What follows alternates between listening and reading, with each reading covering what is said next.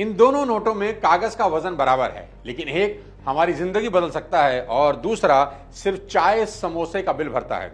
हम में से कुछ लोग इस बड़े वाले नोट को जेब में भरते चले जा रहे हैं और बाकी लोग यही छोटा नोट ढूंढते रहते हैं। आखिर क्यों? मैं आपको वो छुपे हुए सीक्रेट बताने वाला हूं जो स्कूलों में पढ़ाए नहीं गए, कॉलेज ने सिखाए नहीं और ऑफिस की गलियों ने आपसे छुपा कर रखे।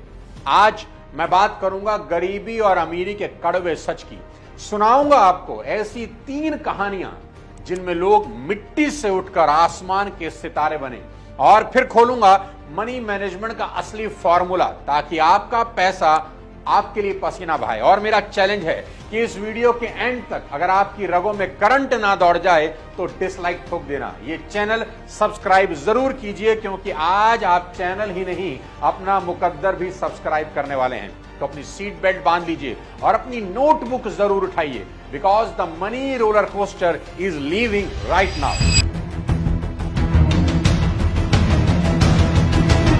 दोस्तों, आपने भी सुना होगा India is the land of opportunity. Opportunity तो है, पर वो लोगों में बराबर नहीं बटी। ऑक्सफैम की 2024 रिपोर्ट कहती है कि आज हमारे देश का टॉप 1% देश की कुल दौलत का 40% अकेला पकड़ कर बैठा है और नीचे की आधी आबादी के पास सिर्फ 3% बचा है। यानी अगर इंडिया की पूरी दौलत रुपयों से भरे 100 कट्टे हों तो 1% लोग 40 कट्टे उठा ले जाते हैं और 70 करोड़ लोग बचे हुए सिर्फ 3 कट्टों पर धक्का मुक्की कर रहे हैं। लेकिन ये विडंबना सिर्फ हिंदुस्तान की नहीं, ये हर उस समाज की कहानी है जहां मनी गेम के रूल्स बेहद सीक्रेट रखे गए।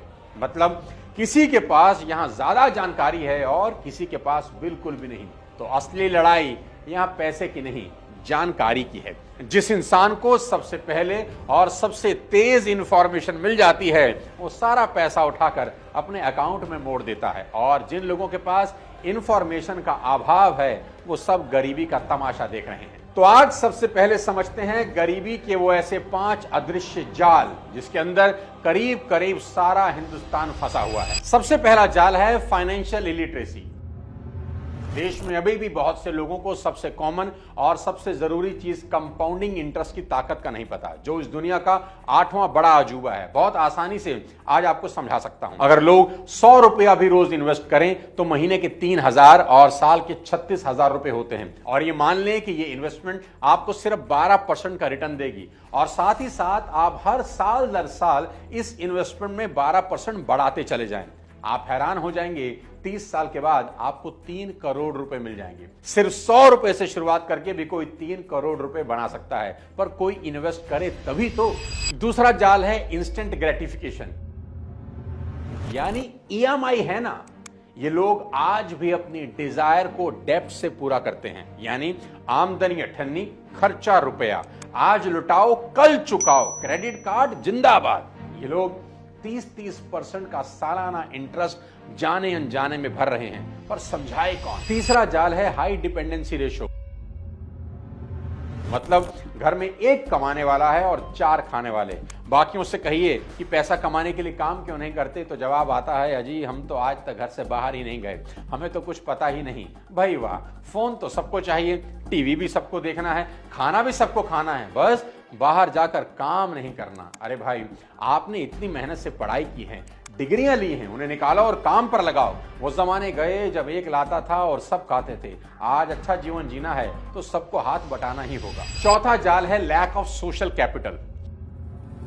कहते हैं ना कि आपकी नेटवर्क ही आपका नेटवर्थ होती है, और अगर नेटवर्क नहीं तो नेटवर्थ कहां से होगी। आज के इस दौर में रिलेशनशिप और रेफरेंस बिजनेस बिल्ड करने के सबसे 2 कारगर हथियार हैं।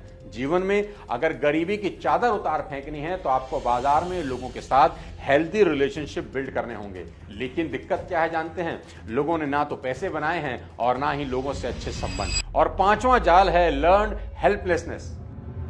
मतलब हमसे ना हो पाएगा की आदत जो पीढ़ियों से चली आ रही है कि ये हम कैसे कर सकते हैं, आज तक हमारे परिवार में किसी ने नहीं किया, हमारे मतलब का काम नहीं है, वगैरह वगैरह। वीडियो को पॉज करिए और अब कमेंट बॉक्स में लिखिए कि इन 5 में से कौन सा जाल अभी आपकी टांग खींच रहा है, और ये भी लिखिए कि कल से उस जाल को काटने के लिए आप कौन सा एक्शन लेने वाले हैं। अब आपसे एक सवाल पूछता हूं, जिन लोगों को आप अमीर देखते हैं क्या वो लोग पैदा ही अमीर हुए थे? नहीं ना। सबसे बड़ा झूठ जो हमने मान लिया है वो ये है कि अमीर पैदा होते हैं, पर फैक्ट कुछ और ही बताते हैं।